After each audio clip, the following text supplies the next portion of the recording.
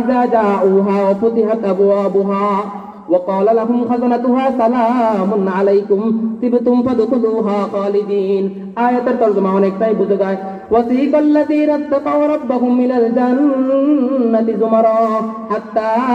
إذا جاءوها যখন জান্নাতবাসীরা আসবে وفتحت أبوابها দেখবে তাদের জন্য তার জান্নাতের দরজা আগ থেকেই খোলা وفتحت أبوابها وسيق الذين اتقوا ربهم إلى الجنة زمرا حتى إذا جاءوها وفتحت أبوابها وقال لهم خزنتها سلام عليكم জান্নাতের ফেরেশতারা জান্নাতের দরজায় দাঁড়িয়ে জান্নাতবাসীদেরকে বলবে সালামুন আলাইকুম আপনাদেরকেই সালাম আপনাদেরকেই শুভেচ্ছা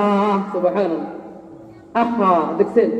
রব্বুল আলামিন আমাদের মহব্বতে আমাদের ভালোবাসায় আমাদের টানে আগ থেকেই তার ফেরেশতাদেরকে অভ্যর্থনার জন্য সম্মানের জন্য